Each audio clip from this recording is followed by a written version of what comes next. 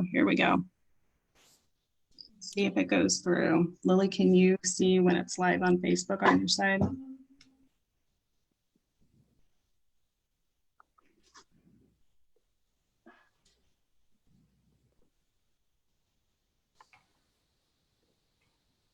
Yep. Okay. We are live on Facebook. So now let me find you guys. Okay, good. All right. So we are now live on Facebook. Let's see. I'm going to do gallery view. Okay. Great. My name is Peggy Urieff. I'm a real estate broker in the greater Sacramento area for Coldwell Banker, and I put on some seminar talks for my clients during this shelter-in-place pandemic to help you guys manage this time the best as possible. Tonight, I'm super excited to introduce you to two of my friends and clients. They both work at local universities teaching career development and how to get a job. They are going to give you two presentations. Mary is going to start. She's from William Jessup University, and she also has a consulting company that she runs doing specific consulting to people outside William Jessup in how to get a job and resumes and networking. So she's going to talk for a little bit, then Pam's going to talk. We have the chat function working on Facebook Live and also in the Zoom. And so you can put your questions and I will moderate once we get through their presentations. So Mary, you want to take it away? Yeah. Good evening, everybody. Can you hear me okay? Just want to double check. Okay, awesome. So thank you, Peggy and Pam. I think this is fun. It's always kind of fun to come together and talk with other pros about how to help people get jobs. And this is surely unprecedented times, right? Everything is so different. I saw a funny video a couple weeks ago, or no, a couple days ago. I don't even know what a week is anymore. But talking about how if we were to convince ourselves back in January of what April would look like, we wouldn't believe it, right?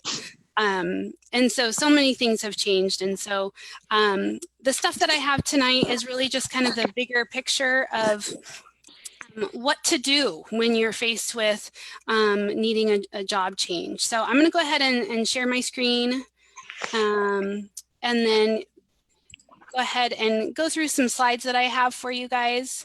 Can you guys see that? Awesome. So I like short and sweet little tidbits. So I have 3 kids and so my brain is mush most of the time. So anytime that I can put things that help me remember, I like to do that. So the 5 R's, that's what I came up with. So if you're faced with a job search, especially right now, there's some things that I want to share with you, where to begin. And so I kind of picked these 5 R's: reflect, refresh, reach out, retool, and refine. So I know we're trying to keep to enough time for both of us to chat and for Q&A later. So what I'm going to do is just kind of quickly go through these. And a lot of these have some resources that I've recently seen that I think might be helpful. So you might see me go in and out of screen share, okay? So the first thing is reflect. You know, everyone is in such a different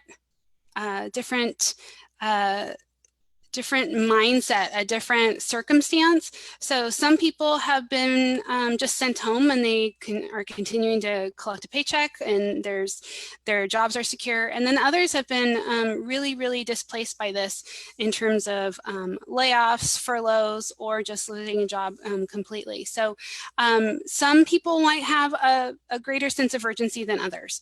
So if that is you or someone that you know, I think it's time to kind of assess. So what is the most important thing right now? It's protecting your 4 walls. What are the 4 walls? It's our rent and our mortgage, food and utilities and clothing. So the bare minimum, right? And looking at, okay, well, what do we need to survive?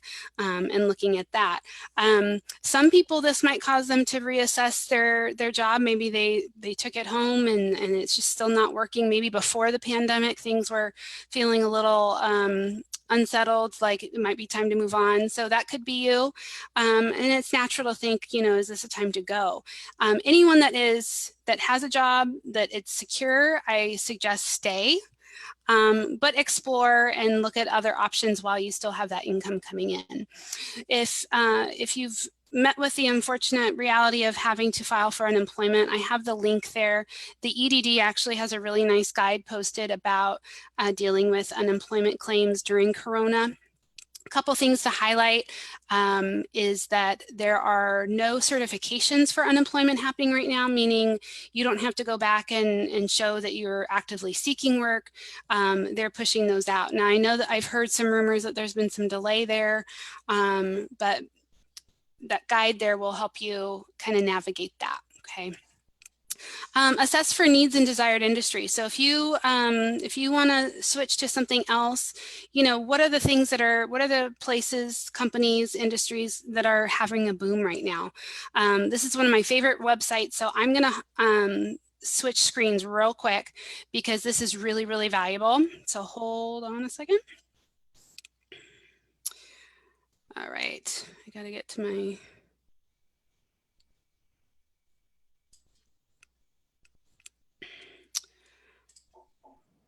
Awesome. So the nice thing is that when you're in this industry, you see a lot of different, lots of different information. This is a website called candor.com. Can you guys see that okay? It's not up. Okay. How about now? There, yep. Okay, it should say updating live at the top. This is candor.co/hiring freezes, and I will put this in the chat. This is a live update of over 7,000 companies and what their current status is for hiring. These are self-reported. This is self-reported data. So let's just, for the heck of it, let's look at 3M. They're reporting both hiring and a hiring freeze. You can come over here and click and do the pull out, and it will tell you what the status is. And this is reported by people that work there. So this is a great opportunity just to look at a ton of companies in a variety of industries just to see what's available right now. Okay, so I will go ahead and get that in our chat. Okay, awesome. Let me go back to, there we go. Okay, that you've already blown my mind, Mary. I didn't even know something like that existed. Yeah, well, that's the beauty of being on LinkedIn, because someone else posted it and I thought, oh my gosh, this is a gold mine. And when I was first tracking it a couple weeks ago, there were only 6,000 companies on it, and now there's 7,200, which is pretty cool. So great information there. So assessing, certainly helpful, and something to keep in mind. Moving on to refresh, it just means it's time to update that resume and cover letter. Let me, am I still sharing? No screen share. I lost it again. All right. It's a little tricky going back and forth. So obviously updating your documents, and this can ensue panic, sheer panic in people because this is not something that we have just ready to go. I know very few people who have an updated resume on their own volition just to update it. So people will panic about getting their documents, and it can feel really, really overwhelming. Before the call started, Pam and I were talking about the value of how long the resume should be. It kind of depends on the job goal. Rule of thumb is 1 page per degree. Something that I think should be the focus when someone has so much information to compile on a resume, focus on just the value. What was the value that you added to those roles? And how do you explain that? Pretty simple. Keep it super simple. Can I break in here? Yeah, please do. People often have duplicative either jobs or skills.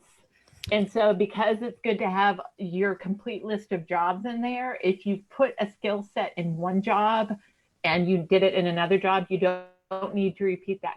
Right. It can save on space too. You want to give as much detail as a much variety of your skills Wouldn't you agree, Pam? Like, just like all the different things that you've done. So no need to repeat. Yeah, as much variety as possible. Exactly. We were talking about LinkedIn earlier. Yes, you should have a LinkedIn. I get the question a lot, but I don't like social media. We could talk hours and hours on this because this is something that I've researched with some people before, and I'm really passionate about it, but we need enough information for employers to find the right you. And it's okay to not interact with it very much, but you need to be able to have something for employers to find when they're searching for you. And you want just a breakdown of your employment history. What are your current career goals, your professional goals, a nice headshot. You know, iPhone cameras are amazing these days. So taking a nice photo, and your profile will more likely be viewed if you have a nice photo. So it is important. They have job search settings on LinkedIn, so you can press one of the toggles and alert recruiters that you're open to opportunities. LinkedIn does not guarantee that your current employer won't see it, but they try to hide it a little bit. I always caution people, like, yeah, you could totally do that, but just know they try to keep it private, but you never know. Okay, awesome. Let's see, reaching out to your network. That's why a great LinkedIn profile is so important. You can network with the people that you already know in your life and reconnect. So activating your network. And I was on the phone with a recruiter a couple weeks ago, and he said, yeah, talk to the people that you want to get more information for, but be patient. We are in unprecedented times. People are trying to work from home and do all the things all at once. So just give them grace that they may not respond right away, because we're all trying to do the things. It's a little hard. So talk to your family and friends. You know, now's the time to actually get on the phone and reach out and do all those things. So use the people that you know. If you know Peggy, she's a great start. She's a great networker. You have her in your corner. Ramp up your virtual networking. Again, I'm pushing LinkedIn only because it allows you to network from home in your PJs at 2 in the morning. You can build a great network without ever leaving the house. And now that gives us some great, pathways to meet up with people. Personalize your connection requests when you're reaching out to LinkedIn. Give someone some info about why you're trying to connect with them. Okay. Retool. This was something that one of my employers said to me. He said, employers are going to want to know, what did you do during the pandemic? What did you do? And they're not going to care about, oh, well, I reorganized my closet or anything like that. It's professionally. What have you done to maybe learn something new? So I included some links here. Obviously the Khan Academy, LinkedIn Learning, there's some great resources there.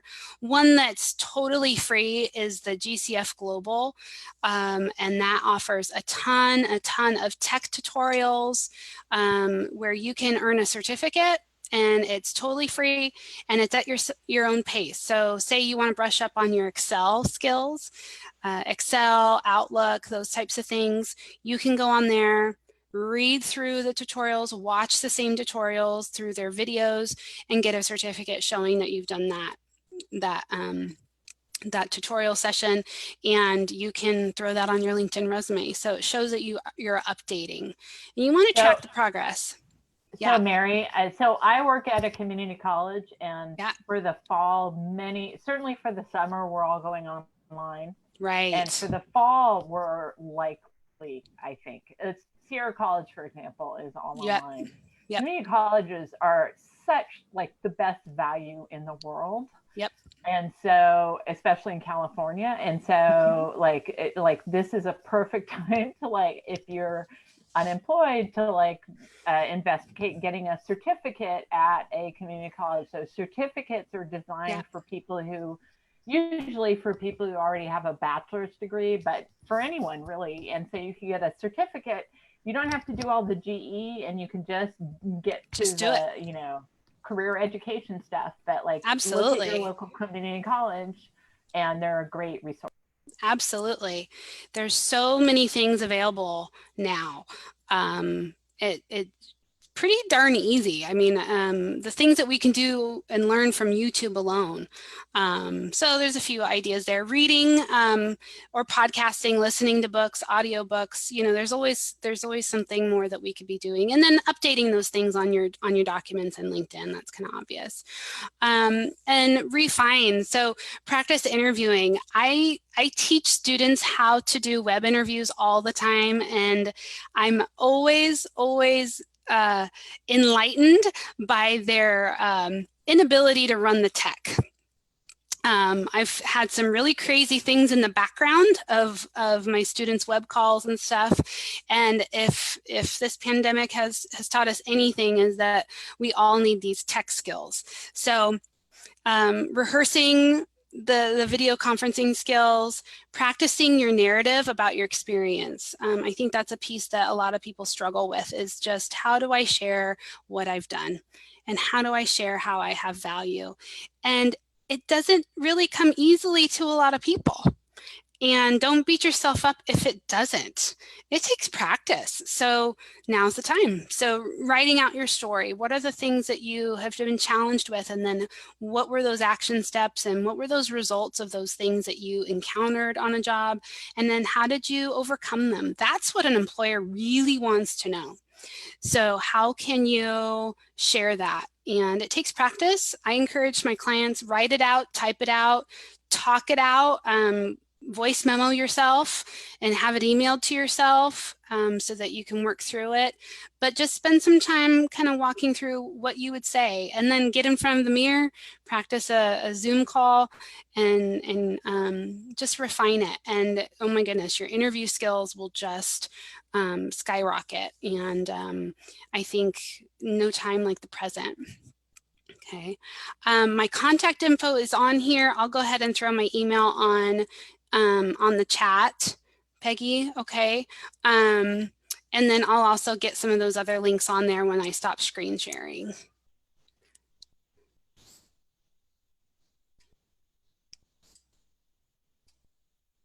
Okay.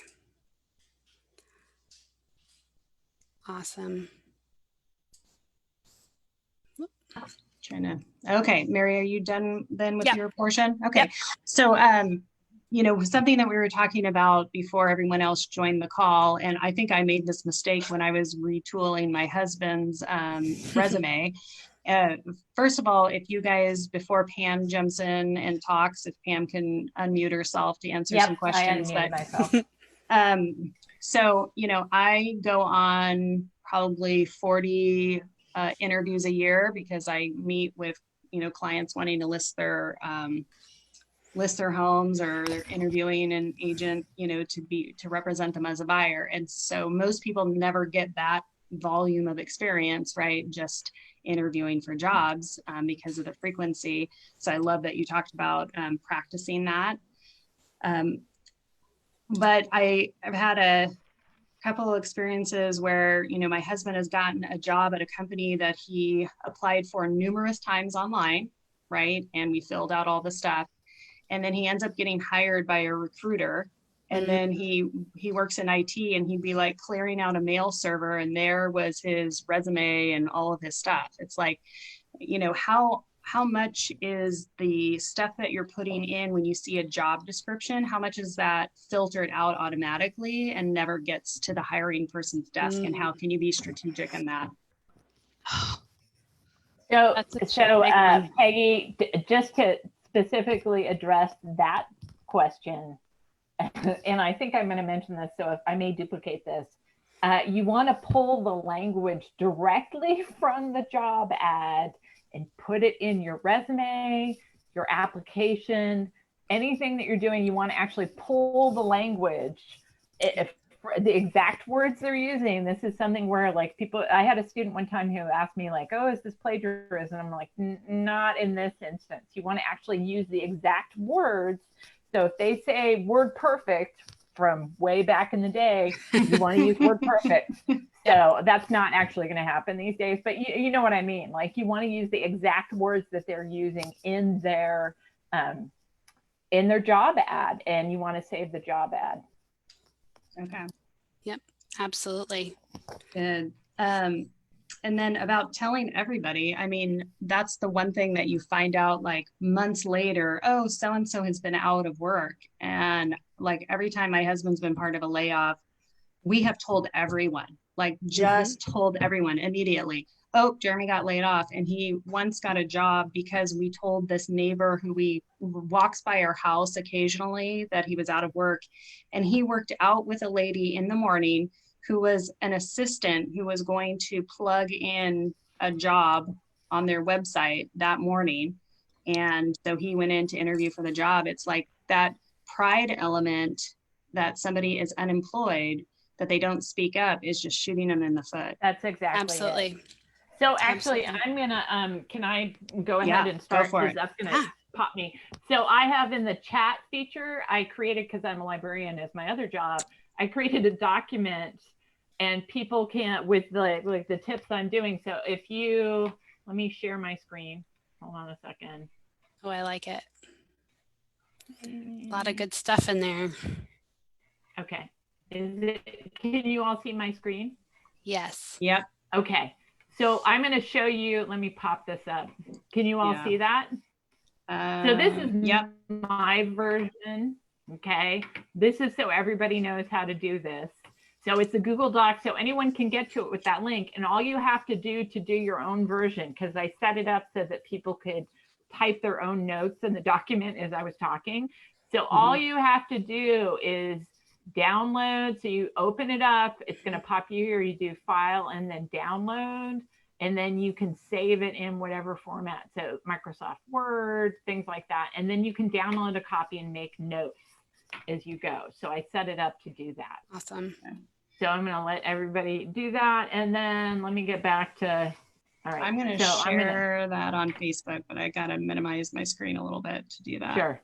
How do I do that? It's not minimizing. Okay. So I'm going to stop my share. Okay. Anyway, right, so let's see. So Mary did sort of more of a big picture view. I'm going to give everyone like really specific things they can do with job hunting or in everything like that. So when Peggy asked me to do this and then invited Mary, and then I found out what Mary was doing, I was like, we're like the Wonder Twins.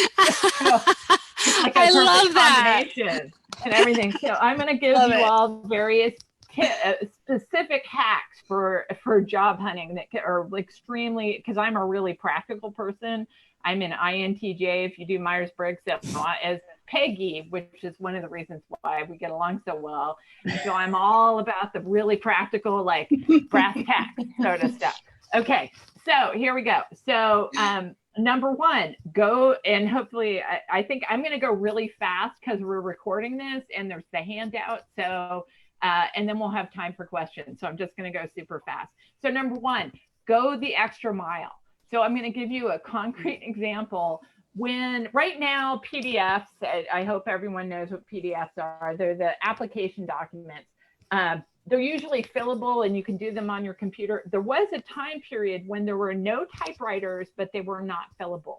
So what I would do is I would take the document, like the application for the job, and I would look at every box that I was supposed to fill in. I'd create a Word document with all my answers for those, cut and size them appropriately, cut them out, paste them down in the box, and then make a clean copy. So here's the thing about going the extra mile. I did the same thing, Pam. Yeah. That's an INTJ for you. Exactly. So here's the thing. It may sound a little insane or like really super nitpicky, but you don't know. These are the things that could make the difference. So I've been talking about video conferencing. And so I've told people, see the ceiling line in my background right now?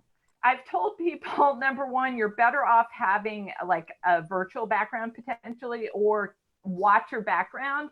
But if it is slightly off kilter, that may distract someone enough that they stop paying attention to what you're saying. So going the extra mile, and little things actually matter a lot. Number two, network. That's what Peggy was saying. And it's purely the math, if you want to think of it in these terms. So Peggy runs her business based on a networking model. So she is purely word of mouth. And so all you need to think about is, because networking is important because you don't know who people know. So Peggy just told an excellent example of a story like that. Everybody knows. And so if I tell 5 people and they tell 5 people and they tell 5 people, the math on that, you end up with a much wider audience really fast if you network. And so that's why networking is important, right? The hard part is, especially if you're unemployed, like it feels shameful, especially now. It shouldn't be shameful at all, because people have no control over the situation. And so people should just feel completely comfortable saying, I lost my job, and hopefully we can lose that. Best way to network, LinkedIn. So LinkedIn, I always ask people, that's the first question I ask when they're looking for a job. Are you on LinkedIn? It is not optional. So I'm going to give you a pro tip though. And hold on a second. Let me share my screen. Give me a second. Damn it. Share my screen. There it is. Okay. Give me a second. Share. Zoom is annoying me. Okay. So can you see my LinkedIn profile? Nope. Now we can. Now you can't. Okay. Here's a real pro tip. So networking, I still am a firm believer in business cards. They are such a beautiful little perfect little small thing that you can carry with you everywhere, and that allows people to contact you. A pro tip is, see this URL at the top of my screen? That's your LinkedIn URL. Put your LinkedIn URL on your business cards, and you can order business cards. Like, I think most of us have seen the Vistaprint ads for like, 500 cards for like $20, totally worth it. So you can just carry those with you. And then it's like you're carrying your resume with you wherever you are. So that's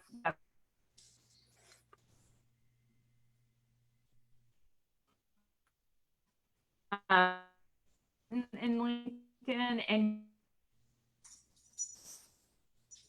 the head, you want to be able to see your face. You should be smiling.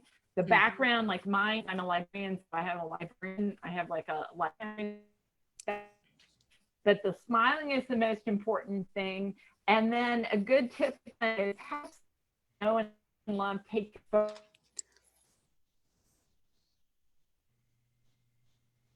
I think your audio is freezing on your side. Yeah. Mary, do you hear her? No, I think we lost her. Okay, well, She'll come back in. She'll come back in. Okay, good. Yeah. Let me just pick up a little bit with talking about the other. Is she back? She is back. There she is. There you are, Pam. You're back. All right. Let me go in there, and I think I need to maybe add you. Oh no, you're good. Okay, go for it. That's fine. So did everybody hear the profile photo thing is really important? And then, take someone, don't do pictures of you with other people in the photo. Don't do something that's obviously been cropped out. No selfies because the angle is weird. Just take them. It's so easy to get a decent picture with a phone camera. Just take it like 5 seconds and do that. It's really not that hard. Yeah.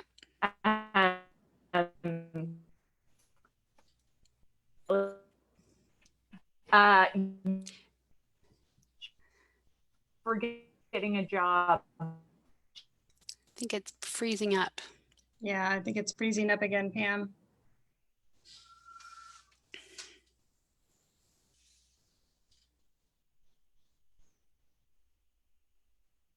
Talk. Here's my little sheet of paper with my notes. Make sure you have hopefully 3 copies.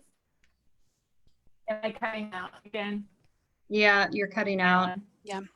Can you hear me? Damn it. I can hear you. We can't see you now.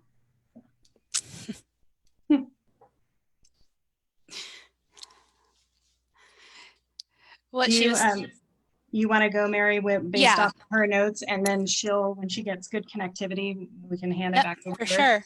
For sure. So what she was talking about on LinkedIn, you can edit that URL as well. So when you sign up for a LinkedIn profile, it will just be your name and a bunch of letters and numbers after it. You can totally update that and personalize it for your name. And it just looks a lot cleaner when you're trying to move that URL onto that business card like she was talking about, and your resume and your cover letter. Ah, hi. All right, go for it, Pam. So what was the last thing that you heard me say? We just about LinkedIn, and then Mary talked about you could edit the link on LinkedIn and personalize it so it's not your name and then like 89572. You know, make it a little cleaner. Is very happened. You need. We got the freezing again, Pam. Hello, can you hear me? I can hear Damn you. it. We can't see. There we go. Okay. Okay. Can you hear me again? Yeah, now we it's can really see you. entertaining because my main point is assume technology is going to fail you at any time. So just assume it's gonna fail. How perfect. For example, I have a paper copy of my tips so that you want to have, you want to have multiple backups. So I'll give you an example of my insane level of preparation. I was applying for a job and I had to do a presentation. I had it online on the web, and this was a long time ago. And then I had it on a floppy disk because this was how long ago I had it. And then I had a paper copy, and then I had slides, the transparency slides. I had a transparent version of it. So I had four versions of that just in case. And then if the technology fails, don't freak out. Just try, because people are evaluating your ability to deal with random stuff. Sure. If depending on how well you deal with technology. All right, so let's see. So the public, I'm going to talk because I'm an expert on the public sector interview process, and that means things that are not private companies, so the state, county, federal education jobs, right? So the hiring process is very different for that. It's highly bureaucratic. You are literally being scored on things. So for example, you submit your application and they are evaluating you and scoring you based on your application, depending on certain criteria that they have listed. Here is the main thing. Again, it comes back to the math. So the key is not to get a 0 in any category, either when you're submitting your application or when you're interviewing. So if you have an interview question, make sure that you give some sort of answer so that you don't get a 0, because if you get a 0 in that, the math will not work in your favor. So that's the main thing, like figure something out. So your resume, so we were talking about this before we got online. I have heard that, there's a website actually that depending on the job, especially now when like thousands of people are going to be evaluating your job, they may be looking at your resume for 6 seconds. So it's really important. And I'm not kidding about that. There's actually, you can Google, there's a game out there somewhere like 6-second resume challenge. So you can see what hiring managers have to do. So here are the things that I recommend with doing a resume. Fonts matter. People are weird about fonts. Choose a modern font. So no Times New Roman, for example, none of that. Don't put objectives on there and Mary could disagree with me. What I recommend my students do, and this is part of evaluating yourself, is you want to come up with like 6 qualities or 5 qualities about yourself that you want to represent. So for myself, it would be like organized, creative, technological, resourceful.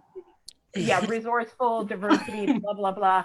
Anyway, You're my so phone I a just friend in life, Pam. Come on. Yeah. So I just put those words at the top of my resume in just like a line.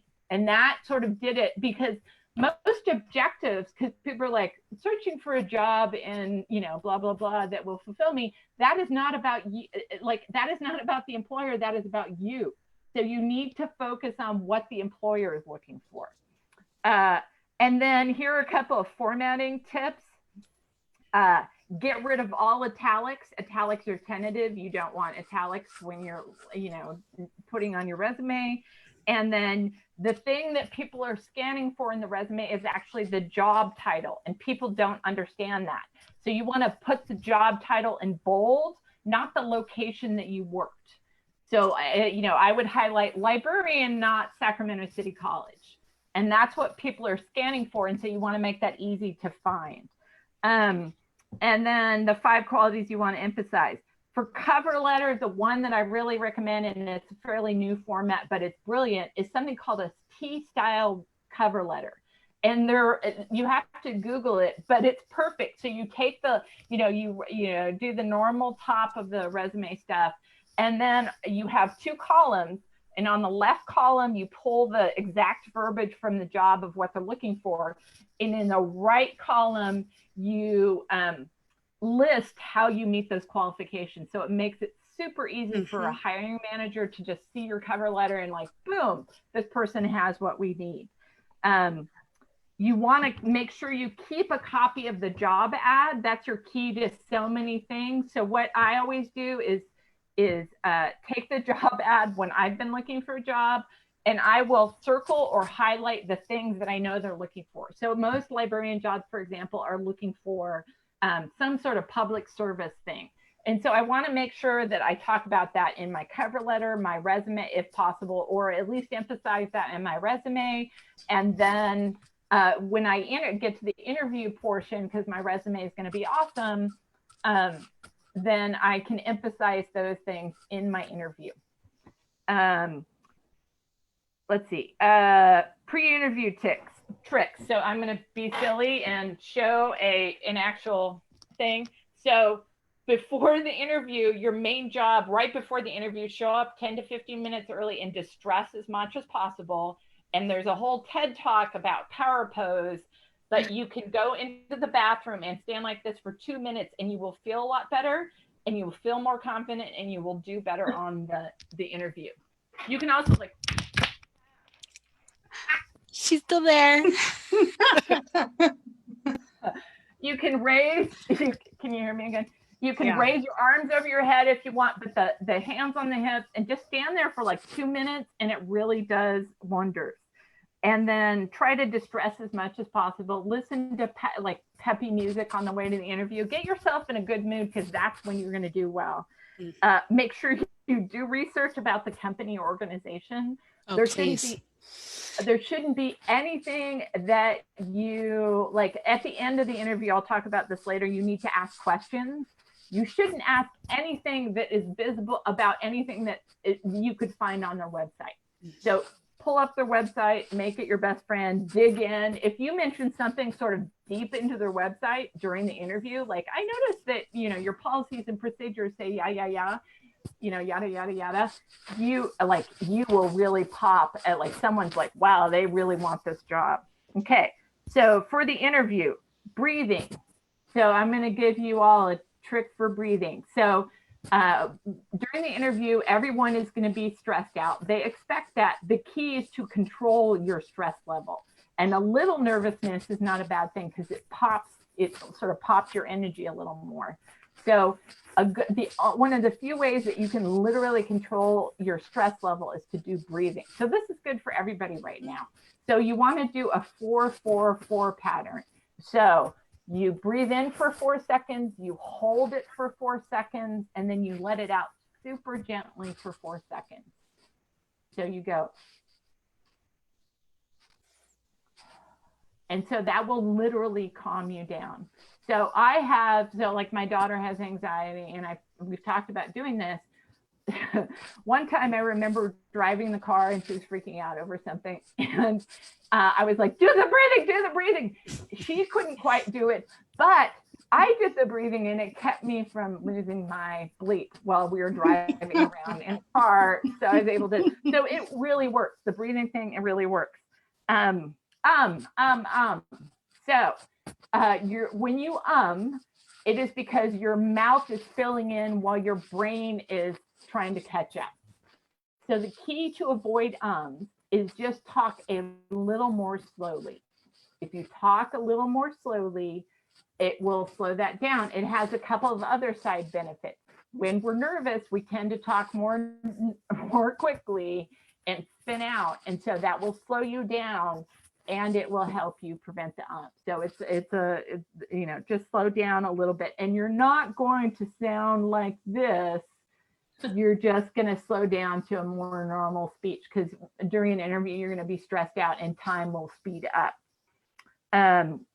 Really, really critical with the interview, make sure that you want to work for that company. You're not just applying for all jobs anywhere, especially now when you've lost your job and you're probably applying for multiple positions. You still want to make sure you do your research and really research that company, find their website, like I said, make it your best friend, and see if you can mention something specific in the interview and really indicate that, like in that first tell us a little bit about yourself question that you are guaranteed to get, the final thing you say is something like, I would really love to work for Sacramento City College. I think it's an amazing organization. I noticed on your website that you're doing, yada, yada, yada. It's a fabulous organization. I would love to become part of your team. Behavioral interviewing. So this is worth something everyone should Google. And here's the thing. So behavioral interviewing, the whole idea behind it is that past performance is your best predictor of future performance. Mm-hmm. So behavioral interviewing, you tell stories to talk about your experience. And so I have found that, so again, just a sideline. So public sector interviews, this is something that everyone should pay attention to. It is not a conversation.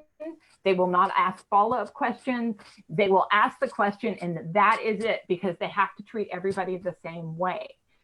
So behavior interviewing, you learn to tell stories about your work experience. So you tell a story like, if someone were to say, what is something that did not go, and the Google all of it so that, you can find this out, but it's like, can you give us an example of a past situation where yada, yada, yada happened? That's the standard format.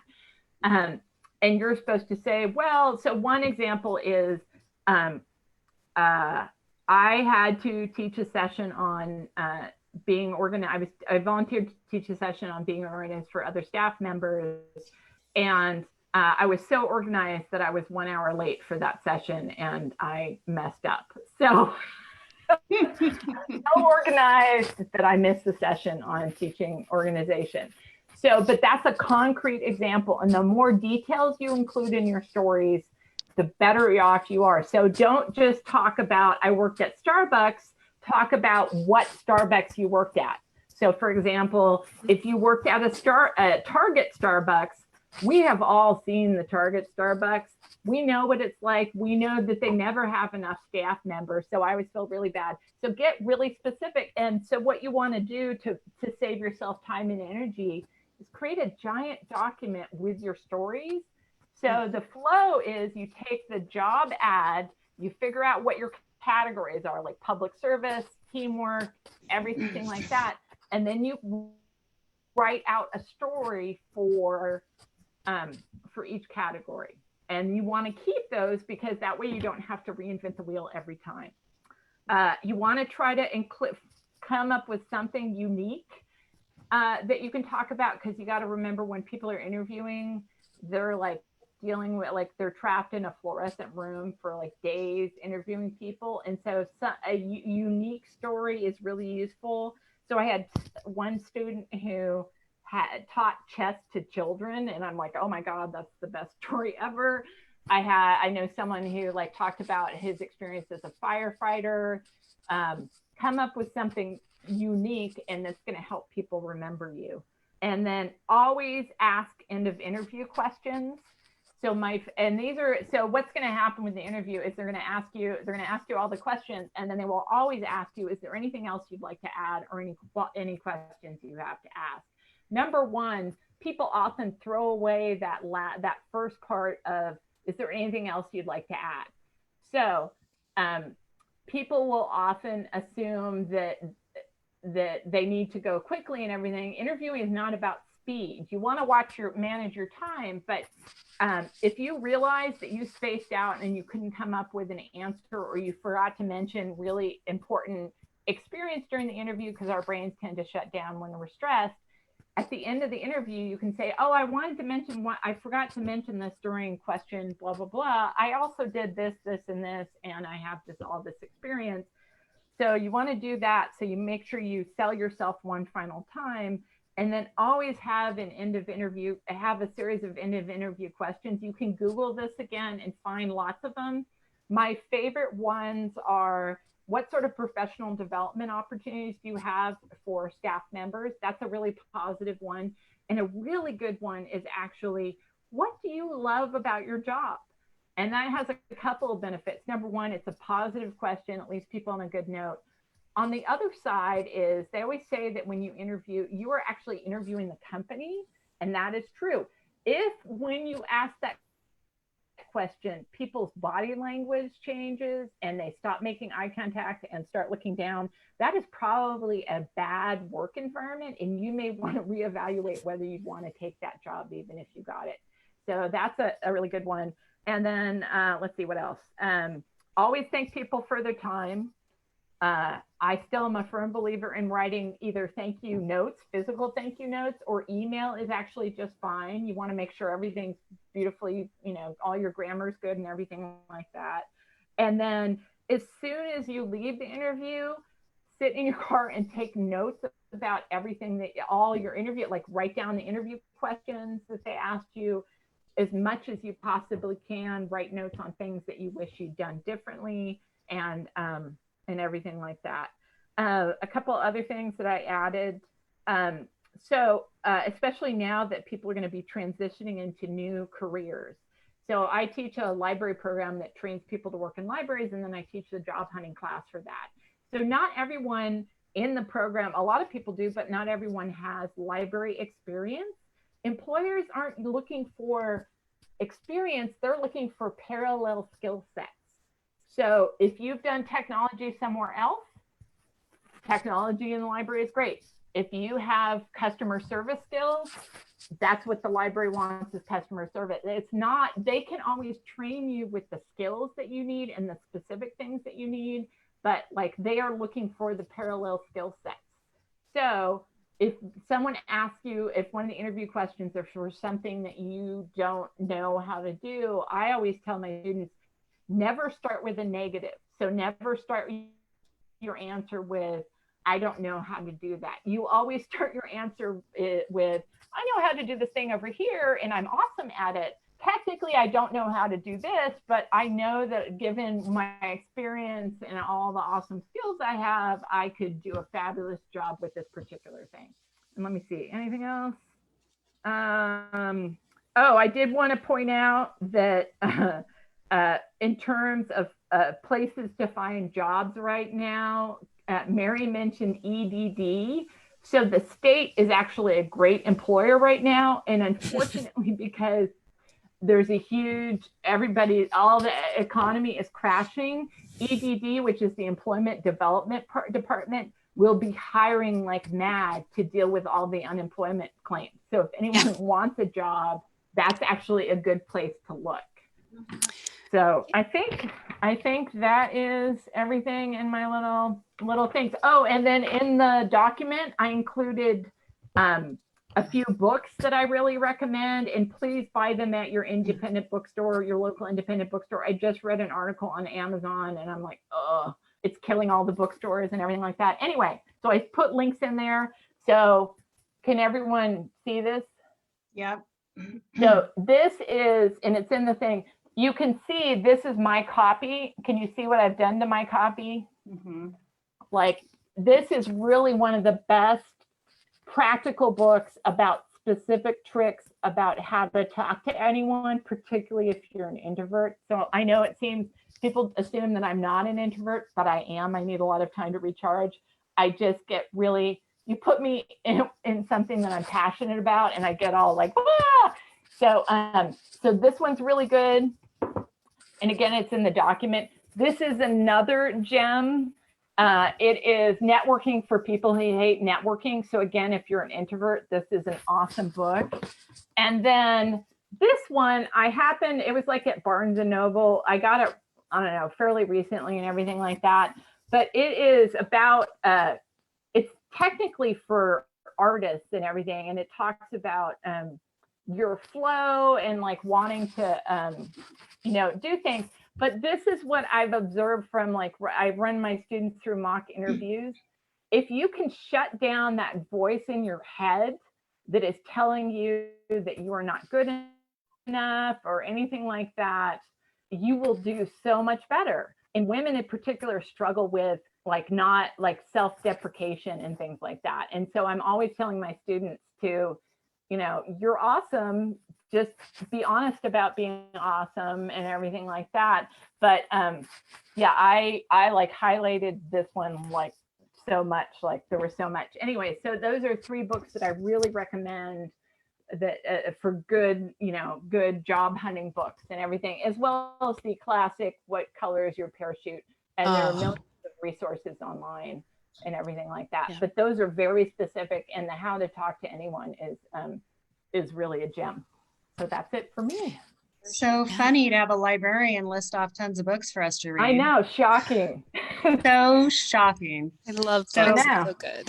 I liked your questions, to ask at the end of the interview, and I'm going to give you one of my best ones that I experienced. Right out of college, it was the .com boom, and employers were really desperate to find people. And so I got placed right away and had no experience in that field. And my first year, they did a performance evaluation, and I asked the head guy in our division, if you had one skill set that your department really needs to get to the next level, and if I can pay for that out of my own money to get that skill for you to benefit the department, what would that be? And so he said project management. And so I went to UC Berkeley Extension and I got my project management certificate. But I was 23 years old, and they promoted me to an assistant vice president at a wealth management firm. And I'm just out of college, but I can know now that I employ people, we're desperate for people to be motivated enough to get a skill set that we need to run our businesses better. And so in that interview, if you ask that question, what do you really need, even if I don't have it? Because I will hire for personality and I will train for skills, because some of it you just, especially when you're dealing with the public and stressed out people, as most people are stressed out when they're buying a home, I can't train people on how to be nice and cool. Exactly. The libraries are the same way. Their expression at this point is hire the smile. They want to hire people who have customer service and can deal with people. Even if you're an introvert, you can still work well with people, because you can learn how to use all the technology and software and everything. But I agree, it's really hard if you're not a customer service person. That is a much steeper cliff than simply learning how to use technology. Yeah, absolutely.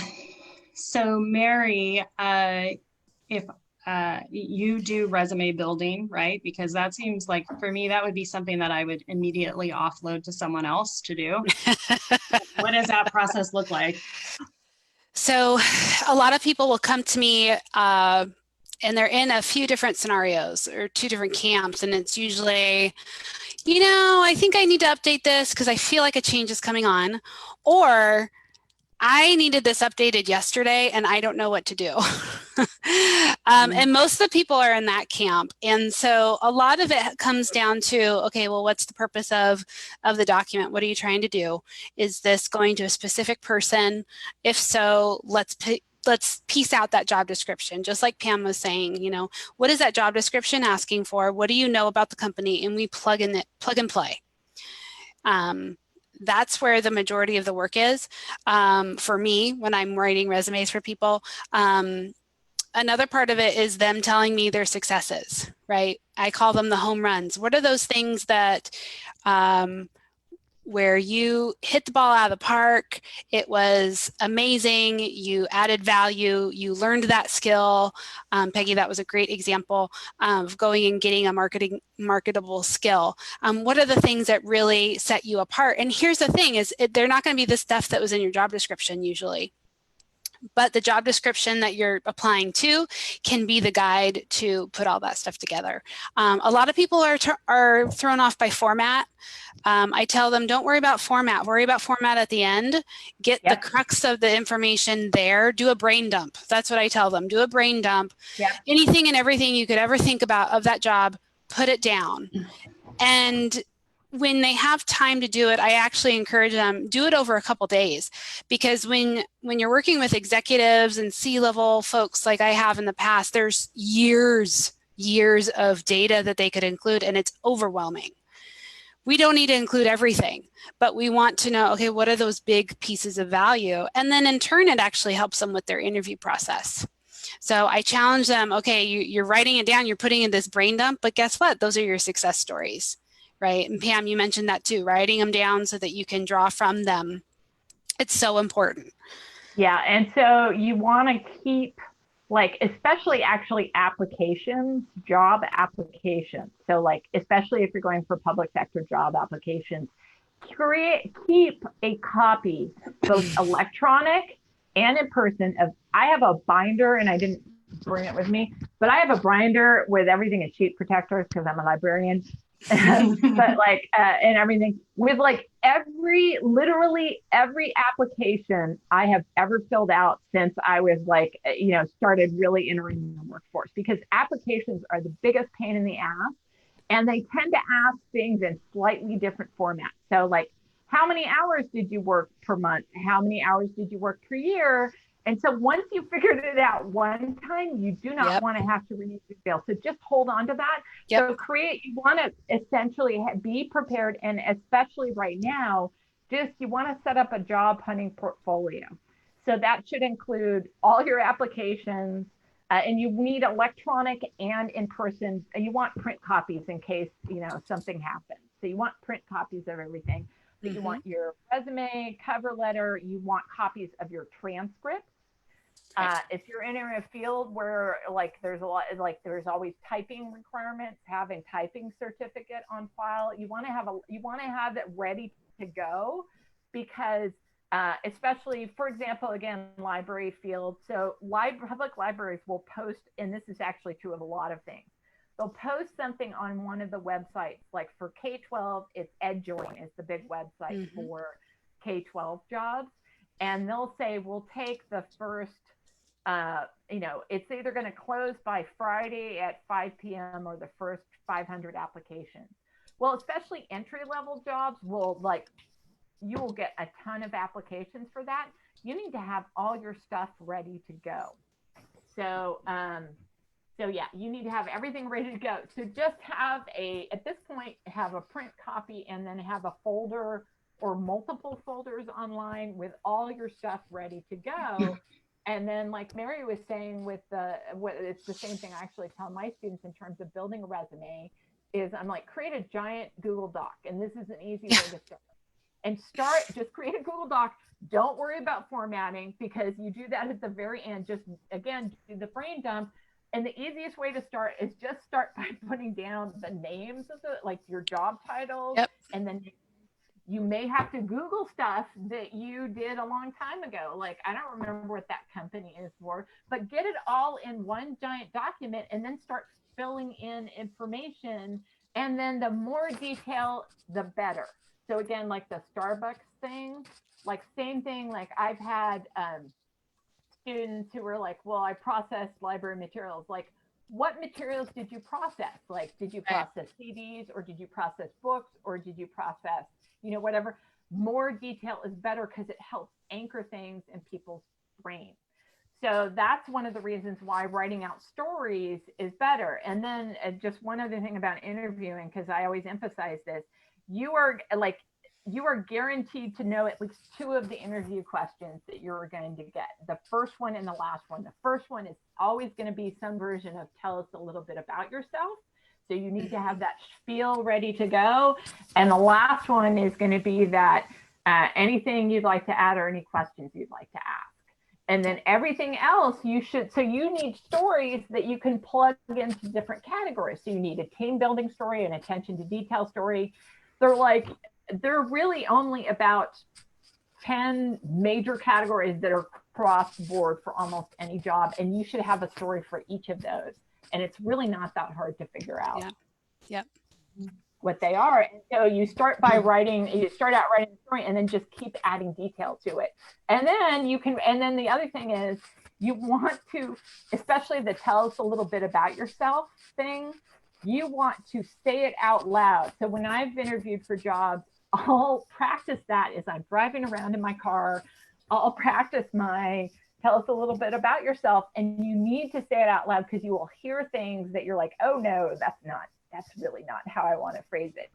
So it sounds different. That's actually another good trick for resumes is read the resume out loud and you will catch errors that you will miss on screen. So I had one resume version that I edited at Kinko's and it picked up a virus, and the virus would insert the word wazoo into my resume, W-A-Z-Z-U, and spell check wouldn't check it. So you should never assume. So it's like, I was a librarian at Wazoo, Sacramento City College, and everything like that.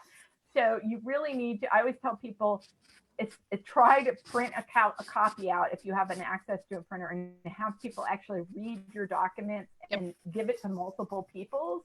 Because one of the main thing is you do not want any errors in there, especially with the resume and cover letters, because you will end up in the round file, i.e. the trash can. Yep. Good. Okay, so I've got a question.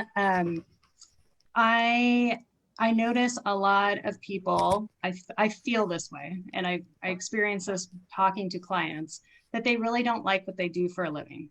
Like a big portion of society does not like what they do for a living. And so when you're at this kind of pivot point, right, obviously you got to take care of the 4 walls. But, what do you do to draw people out of what would be the next thing for them? Yeah, I can totally speak to that. So Gallup did a survey, and I think it's around 76%, around there, 76% of the American workforce is disengaged at work. They don't feel like they're doing work that matters. They're not tapped in.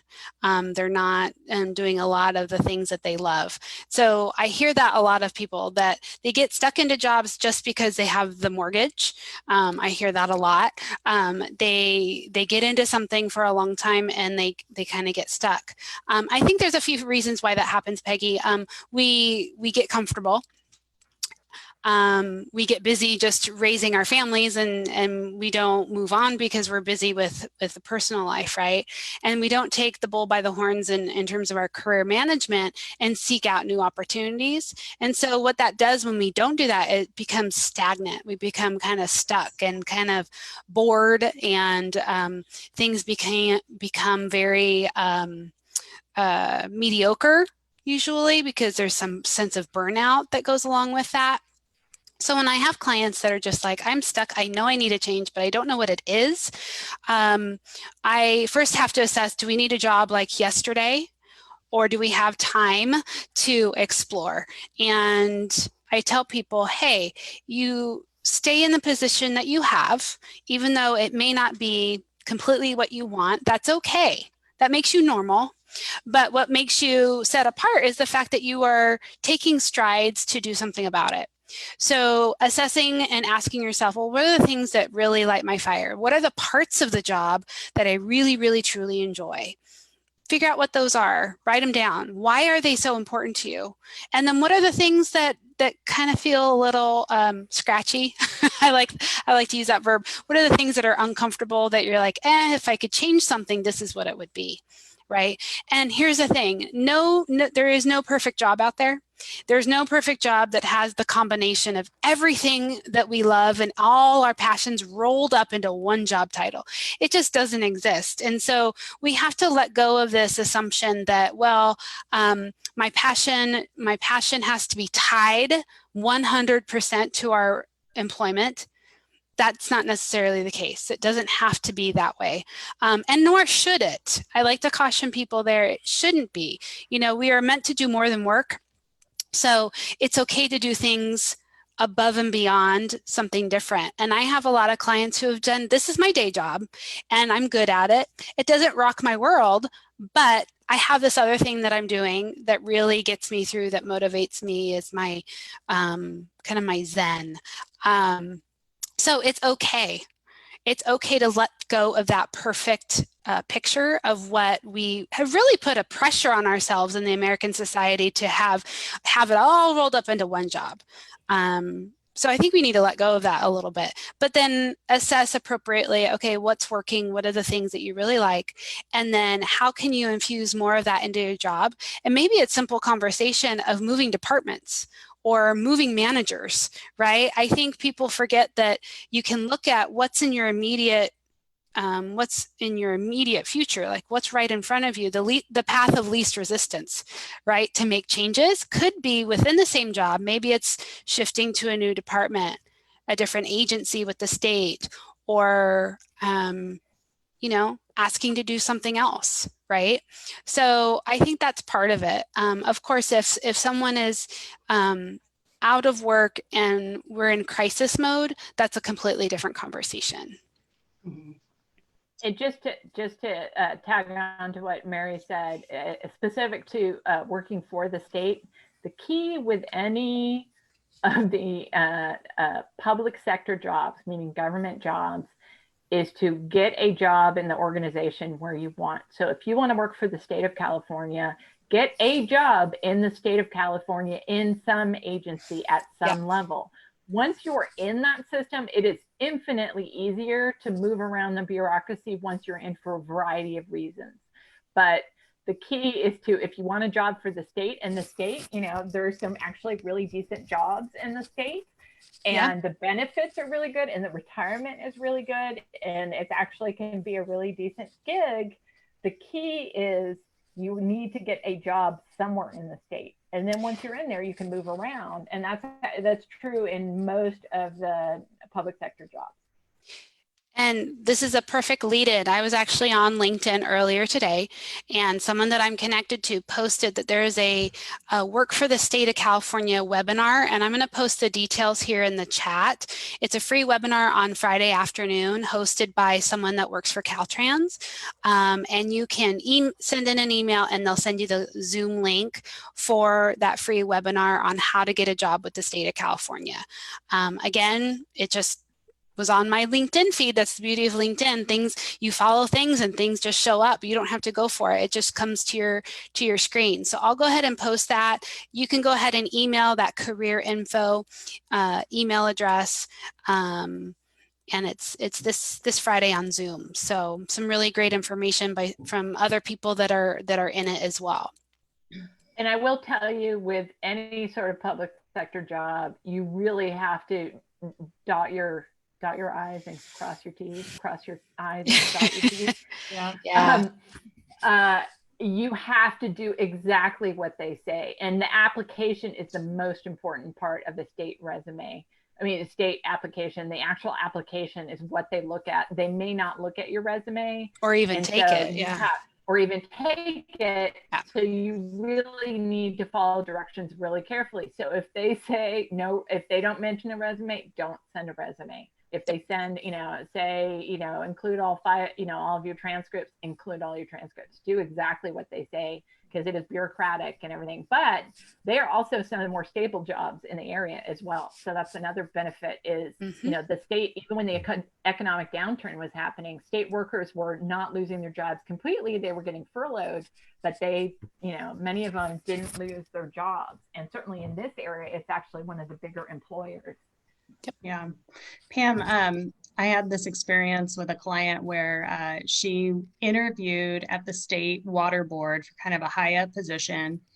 And I showed her some homes. She was relocating from Fremont. And then literally 8.5 months later, they called, offered her the job. And at that point, she was 8.5 months pregnant. So they hired her, and then she immediately got maternity leave.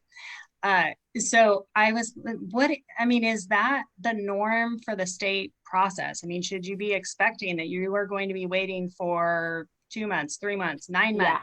Yeah, it is what I refer to as a glacial hiring process. Same thing with academia, also a glacial hiring process. It may take a long time before you do. And so another sort of general life coach piece of advice, you keep looking for a job until you get the job that you want. So if you are, I've known people who've done this, like if you've applied for 2 jobs and like you actually got 2 interviews, and then I've had people who are like, well, and then you're offered one of the jobs, but you want the other job. I've had people say, well, I'm sure I did really awesome in that interview. And so I'm going to turn this one down. And I'm like, no, don't do that. You don't know for sure, because the only thing you can control in the interview is how well you feel you did. You have no control over whether you get the job. There are so many behind the scenes factors in terms of whether you were hired. Like they may have an inside candidate. They're all, I don't know. You may piss off someone on the panel and, all that stuff. So you can only control how well you interview. You cannot control how well you get the job. And by the same thing, like what Mary was talking about, so if you get a job and you need a job, which I think is what everybody's in right now, take the job to earn money, and then find ways to do your passion or volunteer with an organization that will continue to allow you to get. So if like my students, can't get library jobs, I'm like, get a job to support yourself and then volunteer at the library or everything. And then here's a really specific trick that I think a lot of people aren't aware of. So if you just show up and say, I want to volunteer, that is very different than saying you want to be an intern, because internships are special and magical creatures. And the reason is because they have accountability and they're usually attached to an academic institution. So if you need to get an internship in order to get the job skills, you can take an internship class at a community college, and that will get your foot in the door so that you can then get the internship and then get the job skills and then sideline. Often, if people like you, they will find a way to keep you. Even in the state, if they like you, they will like move mountains to like, oh, we want that person. We're going to find a way to tweak the bureaucracy so that we can get that person. So remember that whole like the internship thing. And like, so there, for example, in Los Rios, there are work experience classes that are internship classes. So if someone wants to do an internship, people will let interns in, and it's also usually a much higher level of work than just volunteering. So that's a little secret doorway into, especially if it's a field where you have no experience because you don't have the network and everything like that. Another really good trick that I don't think people, especially now, is informational interviewing. It's like the best networking trick I know, actually, not a trick. It's truly, so what you do, and you can again Google how to do this online. You want to treat it like a job interview, but it's not a job interview. And all you do is ask someone about their job and interview them. It's usually like a half hour. At this point, it's probably be on Zoom. So for example, if I had someone who I wanted to go into real estate, I might connect them and say, hey, Peggy, could you talk to this person for a half hour about what it's like to be a real estate agent and everything like that. Here's the important part of it. At the end of the interview, you say, is there anyone else that you would recommend? Do you have anyone else that I might be able to talk to? And then they hook you into their network. And then you keep doing that over and over again. It's like, it's such a powerful way to network. And then you can connect on LinkedIn. And then, yeah, if you ever map out so I have like 500 connections on LinkedIn. If you think about that, the math on that is pretty extraordinary. And that's why LinkedIn is so important, because it makes it so easy to network and also contact people. So I have a specific LinkedIn story and why it's important. I had a student in one of my classes, and because of my job and everything, I am certain that I could contact pretty much any library in the United States, and I'd have like a Kevin Bacon connection somehow to that library, because I've worked in all sorts of different libraries, and my current job is about networking with all the local library systems. So I was teaching the class, and I had a student who wanted to find someone at a university, and she's like, do you know anyone at the university in the library there? And I said, no, but let me ping my LinkedIn network. I pinged them, and certainly, sure enough, one of my contacts knew someone at the university library, and they connected me. I connected her to that person, and then she was able to contact that person at that university. So LinkedIn just makes it so easy to connect to people. And like, if you're out, you want to make sure you have the LinkedIn app on your phone, and so that you're out in public. So like, today when we were like, before this session started, I was like, hey, Mary, can I connect you? I was like, what's your email? I need to connect you on LinkedIn. It's super easy, and it just makes it, super easy to connect to people. And so, yeah, LinkedIn is, like I would say, it is not optional to join LinkedIn. You got to join LinkedIn and just, yeah. Anyway. Yeah. I think, and this is my positive mindset bent that is my bias, but I think overall, like, you could contact people you don't know. You don't even have to have a connection on LinkedIn. And Totally. There's some glorious people that love what they do. I try to reinforce this with my kids, and Tilly wants to be an author, and she is like obsessed with these puppy place books. And so we were visiting our relatives in Vermont. And so I just messaged the author, and I was like, hey, do you have any book signings, in Vermont? We're going to be here from this time to this time. And she's like, no, but meet me at this cafe and we'll have lunch, and I can talk to her about what it takes to be a New York Times bestselling author. And we had like an hour and a half lunch with her. And if anything, I just set her up in her mind to think I can contact anyone, right? And I love people it. are willing to share, right? Yeah. And like the informational interview, you do not have to be connected to anyone in order to do this. You can just email them, assume that they may turn you down, but always ask. You don't know. Yeah. Or they may say, I don't have time to talk to you, but here's this other person I know, and they'd be happy to talk to you. And, especially if you hit a helping profession like librarians, like my students, I say, promise that you're going to like take a half hour of their time. But, usually they're like, yeah, I couldn't stop them talking. It took an hour and a half of my time to do this interview, because, librarians are just like, let me help you. I will help you find the information and everything like that. But most people, unless they're really overwhelmed, always ask. It doesn't hurt.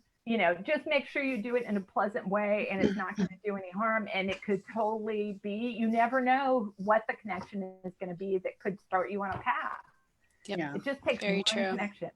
Pam, you could pay, you could charge a lot of money to be that cornerstone person in a pub trivia group. You could. Oh, totally. Yeah, Totally. you are. Yeah, next time when we get all out of this, we can go to the boxing donkey. There you go. Yeah, you will Yeah. be there. Yeah. Okay, I so we've had a couple do of love trivia. questions. We've had a couple of questions. Someone was talking about just how do you stay motivated over months of unemployment?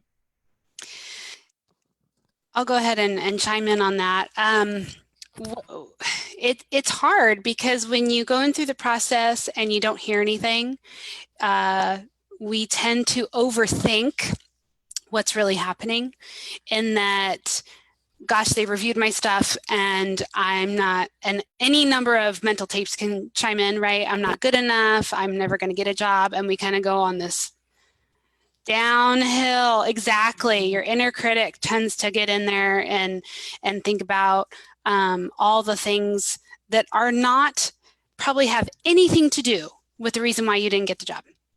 Like Pamela said, there are a million things in the back, in behind the scenes, that are happening about why you may not have gotten a call. And I see job seekers beat themselves up over it. And I'm like, you got to let that go, because you just don't know. But you keep trying, and you need to activate your network. You need to talk to people. You need to find out who's hiring. And a lot of times, sometimes there's a lack of clarity as to what the goal is, right? We may not be laser focused into what we want to do. And sometimes that can make the process drag on even longer. So, what's the job goal? What are we trying to do? And what's not working? If we're not getting interviews, then it's our resume. Our resume, our job search strategy there needs to be looked at and analyzed. If we're getting interviews, that means our resume is working, great. But if we're not getting job offers or second interviews, then our interviewing pattern, our interview protocol is off. So that's where we would need to refine that. So staying motivated can be really hard. One of the biggest things you can do is keep a schedule, right? Block out time on your calendar. These are the hours I'm going to be making phone calls, reaching out to people on LinkedIn, brushing up on my skills that I want for this job, and give yourself structure. Give yourself a lunch hour. Give yourself a morning break and an afternoon break. But give yourself get dressed and put on a bra. Yeah. Put on real pants. I got one. Real pants. Real pants. And here's the thing. A lot of people think that sitting in front of a computer, sending off a million resumes every day is productive job search work. And it's absolutely the worst thing that you can do. It's all about quality job search time. And you can waste hours and hours and hours and get this false sense of productivity by just sending out emails with resumes and going through and clicking through Indeed or Career Builder or Monster or whatever. I'm going to refrain from that and instead contact everyone you can. Have virtual coffee dates, virtual lunches. A 20-minute conversation can turn into an interview right then and there. So keep persistent. It's hard, yes, but don't beat yourself up because you've had a job before. You are employable. You're able to give value. You just haven't landed in the right spot yet. And it just takes a lot of footwork. And get some support around you. Get some support from church or community organization you belong to, your family, just to have some people check in with you, because I think that can go a really long way in keeping us mentally healthy when a job search can drag on. Yeah. Hopefully that helps. I want to plug a couple things, professional organizations and then actually the public library system. So I don't know if people know this, but Sacramento Public Library has job coaches that will review your resume and everything like that. So that's good. Professional organizations are another way to easily network. And it's a little weird now with everything being virtual, but certainly when things go back to normal, I am a firm believer in the power of the happy hour, because happy hours are really, so you want it, there is a fine line. So you do want to pay attention to how much, you don't want to get hammered because you are still networking professionally, but you can certainly have a beverage. By the same token, like nobody is going to be judging you if you don't drink any alcohol. That's not what it's about. It's about connecting to people, and they are, really informal, ways to, connect. Like, it's just a more informal setting, and it's a great way to develop connections. And then an example, what Mary was saying of like doing really good, like not wasting your time, like make a list of people you want to do informational interviews with and do one like once a week or a couple times a week, and you will expand your professional network and everything like that. Another thing that you can do if you're getting interviews but then not getting your interviews, if you can lasso your friends or family into doing a mock interview with you, like pay them in Starbucks cards or something like that. It is really one of the best things that you can do, because they will say, well, find someone who is kind, but will give you honest criticism. So for example, I just did mock interviews and we had to do them on Zoom. I've never done stuff on Zoom and everything like that. It was fascinating. And I was like, oh, I've picked up all these tricks. So like I was telling my students, so the background I have now, this is not, if I were interviewing for a job, this is not what I would have behind me. This is my art studio. So it's all sorts of crap behind me and everything like that.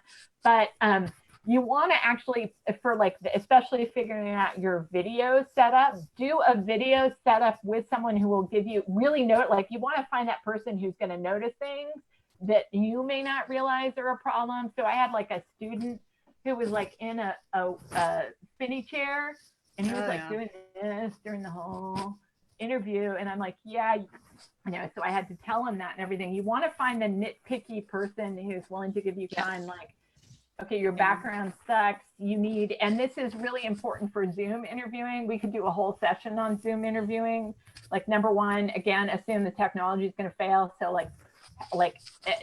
really have redundancies. Make sure you have a power cord for any devices that you're using for this and everything like that. But like, this is what I've learned from doing this. Lighting is critical for video conferencing. Yeah. So I will show you why lighting is important. So I have a window in front of me, and that is the best option. This is this is bad. That's bad Crypt Keeper. lighting. That's what I call the Crypt Keeper view. You gotta have the good one. Yeah. So you want, Pam, let me hold on, one last thing. So I bought this for something else, but like just, it's $20 or less on Amazon. Spend the money to get yourself an actual light so that you have a decent light, because lighting for a virtual interview, your background and lighting is your interview outfit. Like, you can't see that much of my clothes, but you can see the lighting, and that is more important. Anyway. Yeah, Pam, here's my light. Can you guys see it? Yeah. What size is that, Peggy? Looks like a 10-inch. It's an 8-incher. It's by Bee's size on Amazon. I think it's like $35. It even has a mount for my cell phone. So when I do videos, I have this light, because you don't know, the sun will go down in the middle of the interview. Right. Solar eclipse. The other thing is, this angle is not your friend. The low angle. Oh, amen. So, it's like, until you do it, you're like, well, I didn't realize all that tin stuff was happening. And I will see if I can do it. Let's see. Can you all see my highly technical interview setup? Like, it doesn't take much, but you want your camera actually slightly above eye level if possible. For a couple of reasons. Number one, you're just, the angle is better, but also you're looking up, so your eyes will be open wider, which, makes a big difference. Because if you're looking down, it can look like you're closing your eyes at various points. You want to higher, you want to get your camera at, slightly higher than eye level. Yeah. Pam, I have Emily Post's etiquette book. It's like giant thick, and that's what I have my laptop on. So I always go to my bookshelf and I get Emily Post's book. But a couple of like tips when you interview, you said to put a note in the mail. But if you've made a personal connection with somebody and you find out information on the interviewer or like, oh, sorry, I'm late. You know, my son's just going off to college. It's such a weird time for me. Sending that person a book on, you know, empty nest, my kid went away to college with the note. I mean, that is like leaps and bounds competitiveness wise. Yeah. Because people, they want to like the person that they work with, know that they're going to be like a caring, you know, person in that space. So I would suggest that. But that's totally true. Because the interview, in all honesty, by the time they get to the interview, everybody, like, there is a range, obviously, but there are usually like at least two or three people who are like, yeah, these look good on paper, so we want to see them. The interview, a lot of the interview is to see if you would be a good addition to the team and everything. And so that totally fits in with that. Yeah. Another topic that somebody posted was about, you know, people that have been out of the workforce, like caring for kids and then getting back in. I mean, what's your best advice for them? I think, first of all, it's confidence, right? Because they feel like, you know, I've been out of the game so much. I'm like, I would hire a stay-at-home mom who's coming out of the workforce more than a college kid, because something happens with your brain that you are able to focus on a lot more through that process. I think it's one of those, you have to believe it for someone else to believe it. You have to believe it first if you're going to put yourself out there, and coming back to that inner critic. And I think for us, when I re-entered, I made it a point to obtain more skills, put more on my resume, just so I felt like I was up to date on what I needed to know about the world of career development and those competencies for career counselors. So that's what I did. That's how I re-entered. And here's the thing is, everyone at some point has had a gap. Caring for a parent, Peggy, you know, I've done that. I did that for 8 years. Caring for children, those years have overlapped, and going back into the workforce. So I don't think it's a bad thing. And I don't know why. Mary, I want to ask you a question. Could you put that in your resume as a position? Yes. And here's how I would do it. For stay-at-home moms who have had a lot of maybe volunteer work, that PTC is no joke. So that needs to be on the resume. It's absolutely like worse than most mafias, you know? Absolutely. Like that is no joke. If you're doing a PTC jogathon budget in Roseville or Rockland, that's a lot of money. So and half of the time it's embezzled, you know, so you got like a court hearing that you got to deal with. So it's really coming up with your narrative and then putting some of that stuff on your resume. Now, in some cases, people who care for an elderly parent or family member are reimbursed by the county through Health and Human Services. Now, technically that's a job, so they can put that on their resume. And I know friends who have gone to hell and back caring for an ill child or someone who has extreme disabilities, and navigating that is seriously a huge skill set. So I'm like, let's flesh it out. Let's talk about it. Because if you can navigate Health and Human Services, insurance companies, project manage on all this stuff, those are the skills that employers want. I don't care if you got paid for it or not. So it's all about how you put it on there. Right. So I have a lot of moms who are returning to the career field and everything like that, and they've come back to school, which is awesome.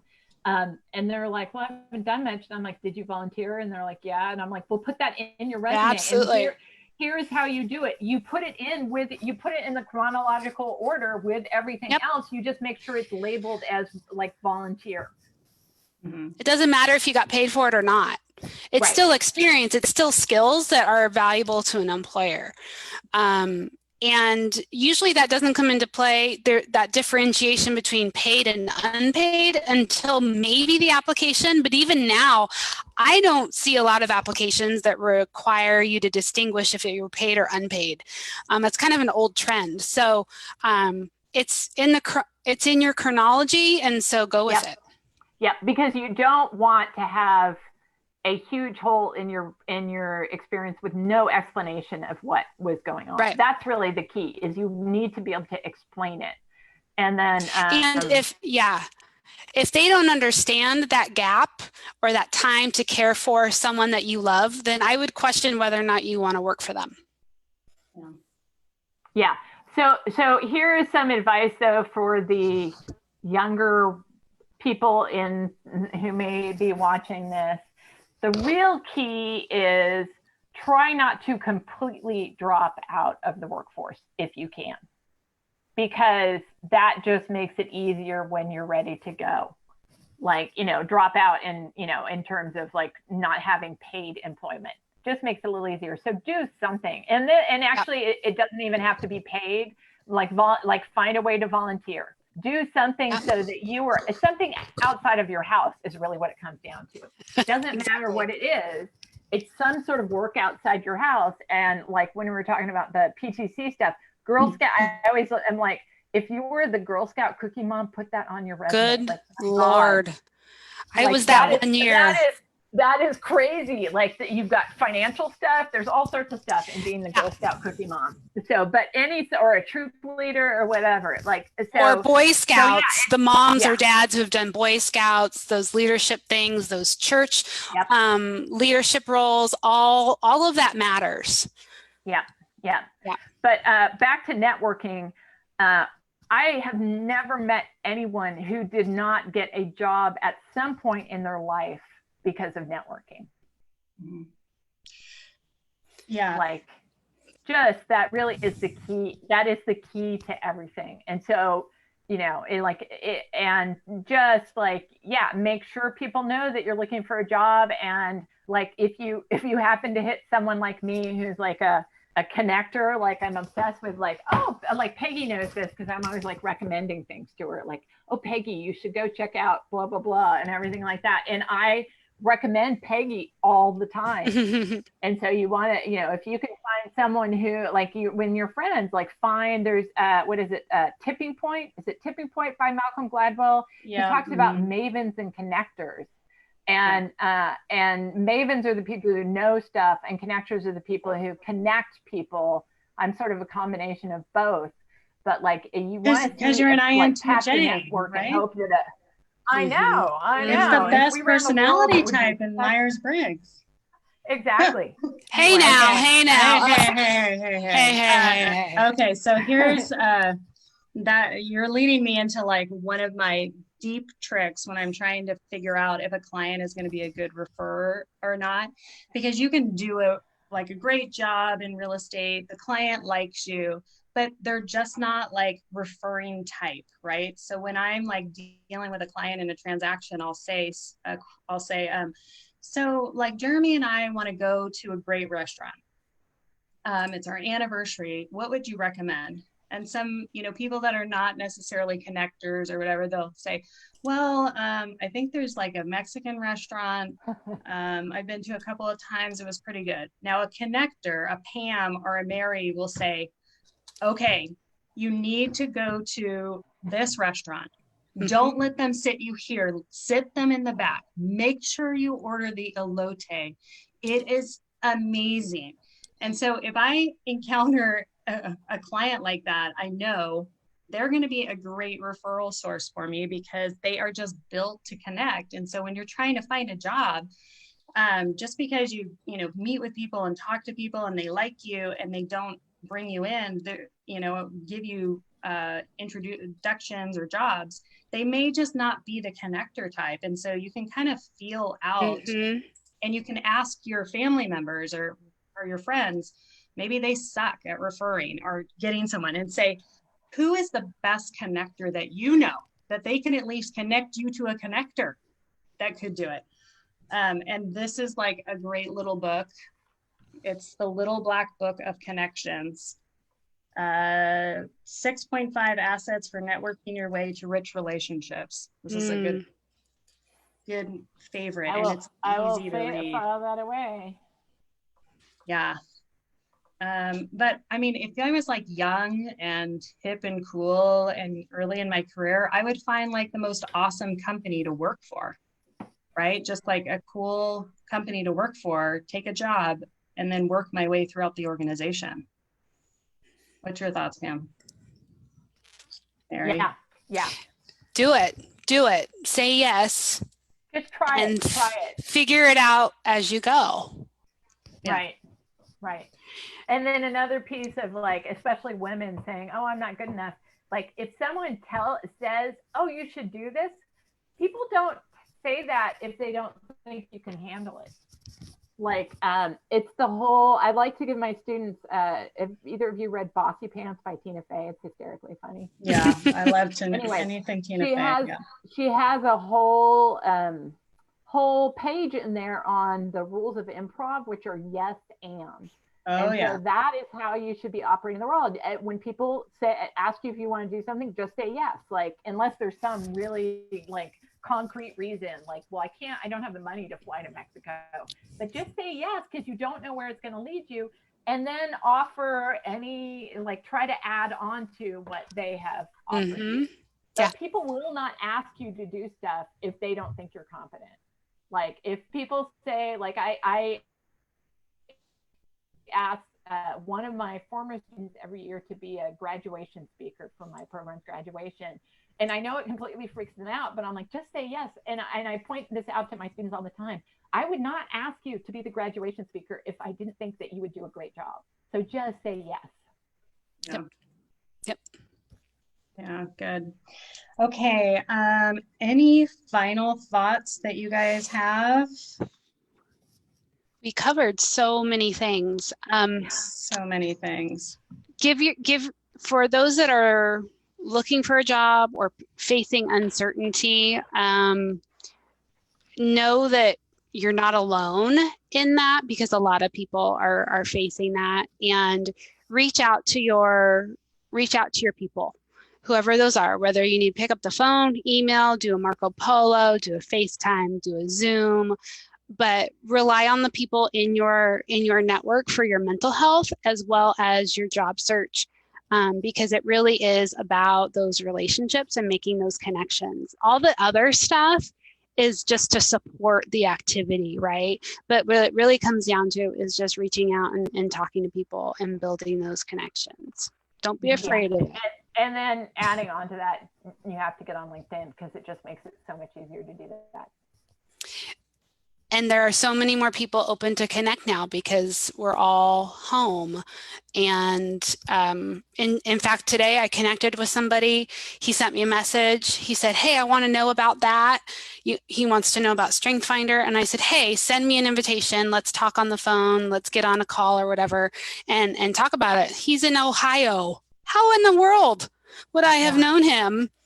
I would have never flown to Ohio, but now I know now I know him, and I'm going to learn about his university, and he's going to learn about mine and what we do. So it's such a great tool, and it's even more important now. And one of the other reasons why LinkedIn is important is, like, you know how people's email addresses change and everything like that, and then your address book, and you try to send an email and it bounces.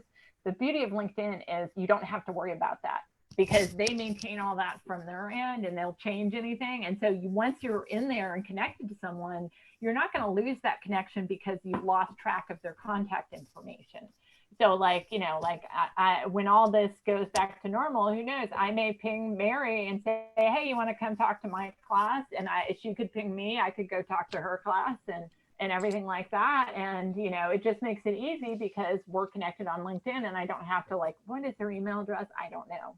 It's the virtual Rolodex. To be the Rolodex file, and now it's all there, and it's a great resource. But then in addition to your Rolodex, because of how it works, you have access in some ways to everybody else's Rolodex. Mm-hmm. So that's why LinkedIn, it's just the numbers on it are spectacular. And there's real research that shows if you hit a certain number of contacts on LinkedIn, and I can't remember what that is. I keep trying to find the statistics and I can't find it. It was 250, and then that's the first threshold, and then 500. After that, it doesn't matter. Yeah, exactly. Yeah. And once you do that, then your chances of getting a job increase exponentially because of, algorithm. Yeah. Okay, so someone in the chat is praising how amazing you guys were and want your email addresses. So Mary put in hers, so Pam put in yours. But Sure. I just want to thank you guys for your willingness to share. I have been friends with you guys for a long time, and you guys are great clients. And I've actually gone to both of your workplaces, and you're like the mayors of your college. Like, I don't know about that. Mary, it's a little annoying how many students come up and talk to you while I'm having lunch with you. I miss them so much. I do too. My I'm God. a mess. I miss Yeah, it. I thank you. miss it so much and everything like that. But no, because I like as a librarian, I have the personality type where I have the need to just share information with everyone as much as possible. Like what will help them. And because people are so clueless about job hunting, I always feel like I go up to them and like grab them by the lapels and like join LinkedIn. Make sure you bold your job titles on, like all the things. Like I'm like, do all these things and then everything like that. But what's entertaining is like the students in my class tell me that they tell, like this semester I had one student said after like talking about resumes, he helped his friend revise his resume and his friend got compliments on his resume. And then I had one student who said that her fiance, she like looked at his resume and she was like, oh, this is horrible. Let me help you reformat this and everything like that. So I feel that, you know, like I just have such an urge to make the world a better place, essentially, and like enabling people to find the best job for them is such a life-changing thing. Yeah, and everything. it's so fun. Why I love my job, but yeah, that like people are so clueless about how to go about doing it. Well, I love you guys. I'm blowing kisses to you. So thank you so much for your willingness to share with my clients, and I will make a copy of this and put it on my YouTube channel so that it will be there for infinity and beyond, and your message and tips and help will go on and on and on. So again, Peggy Urieff with Coldwell Banker in the greater Sacramento area, and we have Pam and Mary. Thank you so much for your time today.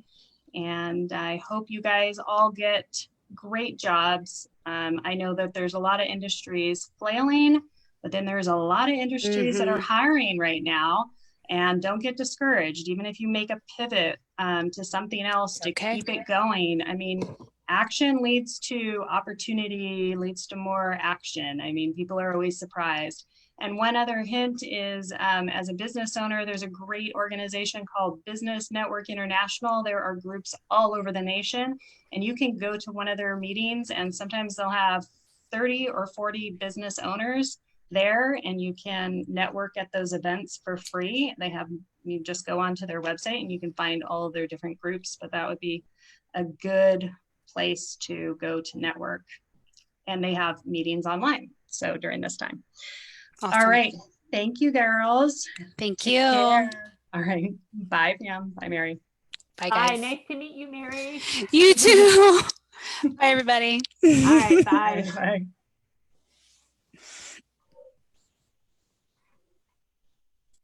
Okay.